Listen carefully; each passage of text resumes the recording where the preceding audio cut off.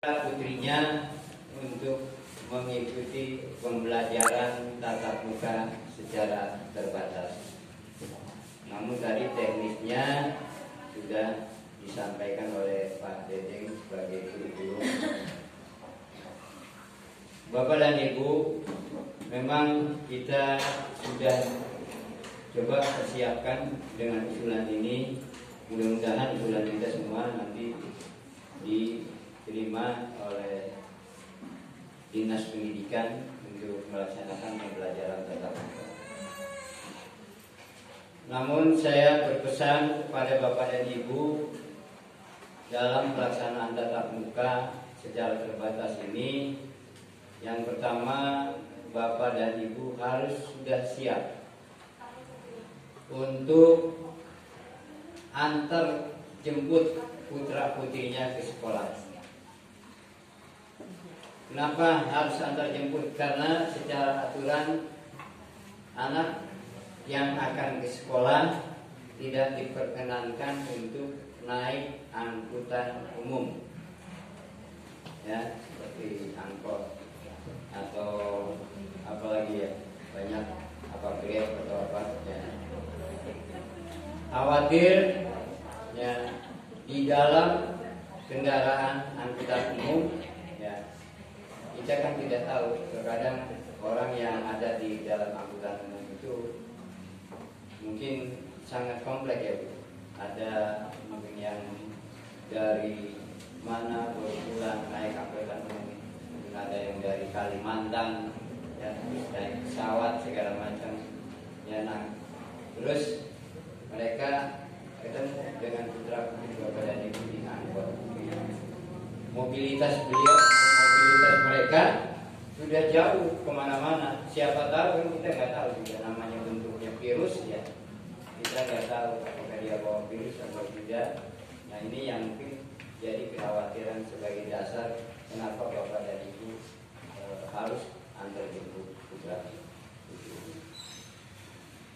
Selanjutnya juga kaitan dengan pembelajaran tatap muka secara terbatas, Bapak dan Ibu harus mempersiapkan putra putrinya kaitan dengan protokol kesehatan. Yang pertama, Bapak dan Ibu siapkan anak Bapak dan Ibu pada saat akan berangkat paling tidak sudah menggunakan masker. Syukur-syukur sih ya, khawatir maskernya apa istilahnya kurang bagus atau masih terlalu tipis ya, boleh didobel ya. Terus juga Bapak dan Ibu tolong siapkan juga anak Bapak dan Ibu bawa hand sanitizer ya, dibawa satu-satu kantongnya sekolah ya. Ini terus juga pada saat anak masuk ke sekolah melalui pintu gerbang depan, ini akan dicek suhu tubuh. Jika di atas 37 sekian ya, anak Bapak dan Ibu tidak diperkenankan untuk mengikuti pembelajaran tatap muka. Silakan kembali ke sekolah, ke rumahnya masing-masing istirahat. Begitu juga jika ada keluhan dari putra dan putri Bapak dan Ibu, apakah dalam kondisinya sedang panas badannya atau dengan sedang flu atau batuk ya, saya harapkan tidak memaksakan untuk ikut sekolah tatap muka ya, istirahat dulu. Cuma Bapak dan Ibu memberi informasi ke wali kelas biar pembelajaran secara daring juga bisa diterima oleh putra dan putri Bapak dan Ibu. Setelah anak masuk dan cek suhu tubuhnya, masuk menuju ke kelasnya masing-masing, di depan kelas kami sudah siapkan untuk cuci tangan dengan air yang mengalir dan sabun untuk cuci tangan. Setelah di ruang kelas kami juga sudah siapkan diatur posisi tempat duduknya, ya, jarak 1,5 meter dari anak yang satu ke anak yang lainnya. Nah ini juga mohon bantuan dari Bapak dan Ibu, ya, karena kami tidak tahu persis ya kebiasaan dan kondisi anak Bapak dan Ibu pada saat mengikuti pembelajaran di dalam kelas.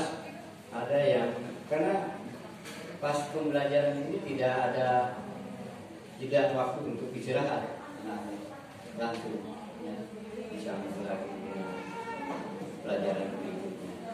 Waktunya hanya 25 menit ya Pak.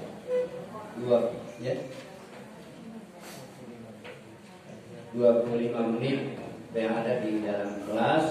Nanti lanjut lagi dengan pelajaran berikutnya sama 25 menit. Yang khawatir kami ada putra dan putri Bapak dan Ibu memang kadang ada yang tahan lapar, ya ada yang nggak tahan lapar karena tidak ada kesempatan untuk pergi jajan ke kantin, kantinnya juga nggak ada yang buka, ya makanya disiapkan juga, ya apa cemilan atau roti apa dikantongin, ya ini dan juga bawa air minum, ya biar paling tidak bisa minum lah, ya. Dan mudah-mudahan Pak kalau tatap muka mungkin ya karena kita sarananya sudah siap ya sebetulnya untuk apa namanya Bu yang tempat air itu ya? Wastafel.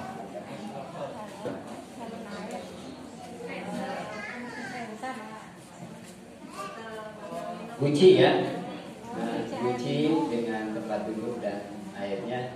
Memang rencananya itu ya dipasang tiap kelas itu ada satu. Oh, dispenser. Jadi ya kalau Bapak dan Ibu memang apa nggak belum diisi botol, anaknya bawa botol kosong ya silakan itu. Ya, galon. Ya, itu ya. Ya, itu kami juga sudah disiapkan sebetulnya. Bahkan tadinya akan diatur setiap kelas ya rencananya, tetapi karena adanya corona anaknya daring, siapa yang mau minum saya minum di kelas, anaknya juga nggak ada kan, ya seperti itu Bapak dan Ibu. Itu Bapak dan Ibu kami pesannya dan ingatkan sebab terkadang anak ada yang memang sama sekali tidak tahan lapar. Ya, ini khawatir kami ternyata begitu di dalam kelas bukan itu membelajar bisa. Ya, asal jangan dikasih gorengan aja suruh kantong ya. Bebas dah kantong. Ya. Nah, itu Bapak dan Ibu selanjutnya juga nanti setelah anak keluar meninggalkan sekolah, masuk dari pintu gerbang depan, anak akan keluar ke pintu gerbang belakang, ya, ke sebelah sana. Makanya Bapak dan Ibu, jika pembelajaran tatap muka sudah berjalan, Bapak dan Ibu jemputnya di belakang, ya, bukannya masuk ke depan, ya, karena pada prosedurnya menurut aturan masuk pintu gerbang depan, keluar ke belakang. Ya, alhamdulillah sekolah kita ini ada pintu gerbang belakangnya. Saya kalau nggak bisa bayangkan kalau sekolah pintu belakangnya itu sawah, hanya kurang. Ya, ini untungnya kita masih ada jalan ke belakang, masih bisa keluar ke sana. Selanjutnya kaitan dengan pembelajaran daring ini, ya sebetulnya mungkin Bapak dan Ibu sebelum ke sekolah juga udah dapat informasi dari teman-teman kelas 8 lainnya, baik itu dari kelas 8 maupun kelas 9, bahkan kelas 7 yang hari kemarin itu hari Kamis tidak dapat informasi.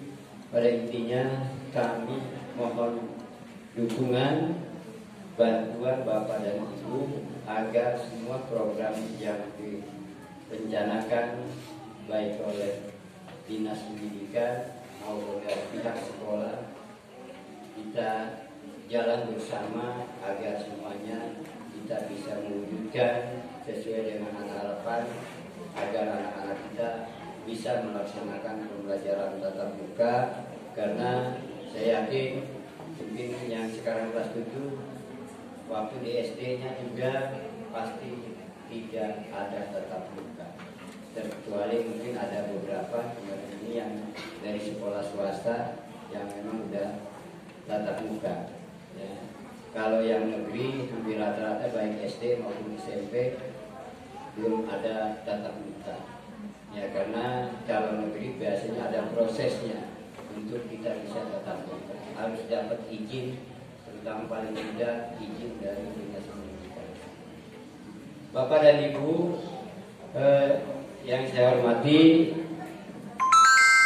mungkin nanti ada beberapa hal juga, karena tadi secara khususnya ya untuk pembelajaran tatap muka ini sudah disampaikan oleh Bapak Guru. Mungkin di sini saya hanya mengulas ya sedikit. Oleh karena itu saya mohon masukan juga dari Bapak dan Ibu sebagai orang tua untuk pelaksanaan pembelajaran tatap muka di SMP 1 Cikarang Barat. Mungkin nanti juga akan ditambahkan kesempatan ini arahan dari Bapak Komite. Oleh karena itu saya cukupkan apa yang saya sampaikan dan saya akhiri. Wabillahi taufiq wal hidayah. Assalamualaikum warahmatullahi wabarakatuh.